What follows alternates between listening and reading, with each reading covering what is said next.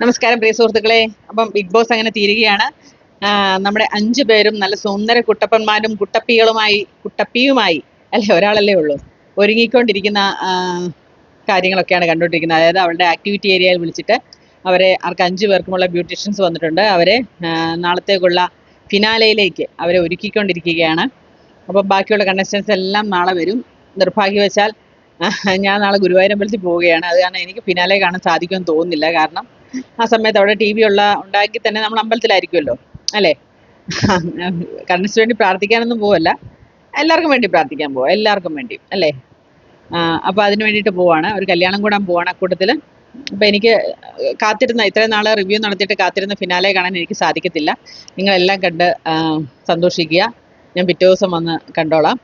അപ്പം നൂറ് അങ്ങനെ പുറത്തായി. സത്യം പറഞ്ഞാൽ കഴിഞ്ഞ ദിവസം ലാസ്റ്റ് ദിവസം ഉണ്ടായ ആ ഒരു സംഭവ വികാസത്തിൻ്റെ പരിണാമ ഫലമായിട്ടാണ് നൂറ പുറത്തായെന്നാണ് എൻ്റെ ഒരു നിഗമനം. കാരണം ആദില പുറത്തുപോയി, ആദില കൂടുതൽ സപ്പോർട്ട് ചെയ്യുന്നുണ്ടായിരുന്നു. ആദിലേക്ക് സപ്പോർട്ട് ചെയ്യുന്നവരും ശൈത്യയെ സപ്പോർട്ട് ചെയ്യുന്നവരും ഈ പറഞ്ഞ പോലെ അതിനിടയ്ക്ക് ആരൊക്കെയാണോ മനുമോൾക്കെതിരായിട്ട് നിന്നവരെല്ലാം അവരുടെയൊക്കെ പിന്നെ ആൾക്കാർ അല്ലേ, ഫോളോ ചെയ്തിരുന്നവരുടെ എല്ലാം നൂറയ്ക്ക് സപ്പോർട്ട് ചെയ്യാനുണ്ടായിരുന്നു. പക്ഷേ ഇന്നലത്തെ ആ ഒരുപാട് മിസ്അണ്ടർസ്റ്റാൻഡിങ്, ഒരുപാട് തെറ്റിദ്ധാരണകൾ വരുത്തിക്കൊണ്ടാണ് ഇന്നലെ ആദില ഇറങ്ങിപ്പോയത്.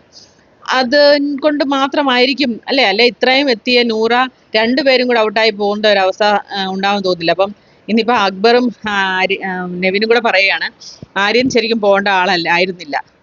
പക്ഷേ ആര്യൻ ഉണ്ടായിരുന്നെങ്കിൽ നമ്മളെ രണ്ടിൽ ഒരാൾ ഔട്ടായേനെയാണ്, നെവിനോ അക്ബറോ ഔട്ടായെന്ന് അവർ തമ്മിൽ പറയുന്നു. അതേപോലെ തന്നെ ആദിലയായിരുന്നു ഈ കൂട്ടത്തിലുണ്ടായിരുന്നതിലും ഒരു കുസൃതി അല്ലേ, കുറച്ച് കുസൃതി കാണിക്കുന്ന ആള് ആദിലയായിരുന്നു. ഈ പറഞ്ഞ ബിഗ് ബോസിനോട് തറുതല പറയുന്നതും ഒക്കെ ആയിട്ടുള്ള ഒരാൾ ആദിലയായിരുന്നു. അപ്പം അങ്ങനെയുള്ള കുറേ കാര്യങ്ങളൊക്കെ അവരായ വെറുക്കുകയാണ്.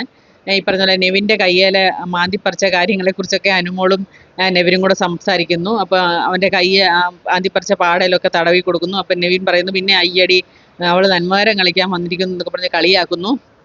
എല്ലാവർക്കും ഒരു മൂകതയാണ്. ശരിക്കും ഫൈനൽ ടോപ്പ് 5-ൽ വന്നു എന്ന് പറഞ്ഞാലും പെട്ടെന്ന് എല്ലാവരും ഇറങ്ങിപ്പോയപ്പം, ഇന്നലെ ഭയങ്കര ആരവമായിരുന്നല്ലോ, അതെല്ലാം കഴിഞ്ഞ് പെട്ടെന്ന് ഇറങ്ങിപ്പോയപ്പം ഇപ്പം നമ്മുടെ വീട്ടിലാണെങ്കിലും ഒരുപാട് ബന്ധുക്കൾ വന്നിട്ട് ഇറങ്ങി പോകുമ്പോൾ നമുക്ക് ഉണ്ടാകുന്ന ഒരു ശൂന്യതയില്ല, ആ ശൂന്യതയാണ് ആ വീട്ടിൽ നിറച്ചും. സത്യം പറഞ്ഞാൽ ഒരു സന്തോഷത്തിലാണോ എന്ന് ചോദിച്ചാൽ സന്തോഷത്തിലാണ്. പക്ഷേ എന്നാൽ എല്ലാവർക്കും ഒരു സങ്കടം പോലെ. അപ്പം അങ്ങനെയുള്ള കുറേ കാര്യങ്ങളാണ് അവിടെ നടന്നുകൊണ്ടിരിക്കുന്നത്. എല്ലാവരും സുന്ദരന്മാരും സുന്ദരിയുമായിക്കൊണ്ടിരിക്കുന്നു. അനുമോളൊക്കെ ഫേഷ്യലും ഒക്കെ ചെയ്ത് നല്ല സുന്ദരിയാക്കിക്കൊണ്ടിരിക്കുന്നു. ബാക്കിയുള്ളവരെല്ലാം ഇത്രയും നാളവരെല്ലാം തന്നെ സ്വന്തമൊക്കെ ചെയ്യുമല്ലായിരുന്നു. ഇന്നിപ്പോൾ നാളെ ഇപ്പോൾ അവരെ ഒരുക്കുന്ന ഇവരായിരിക്കും, ബ്യൂട്ടീഷ്യൻസ് ആയിരിക്കും. അപ്പം അങ്ങനെയുള്ള കുറേ സന്തോഷമുള്ള കാര്യങ്ങളും ദുഃഖമുള്ള കാര്യങ്ങളും എല്ലാം നിറഞ്ഞപ്പോൾ ഈ പ്രാവശ്യം ബിഗ് ബോസ് തീരുകയാണ്. അടുത്ത ബിഗ് ബോസ് കാണാം.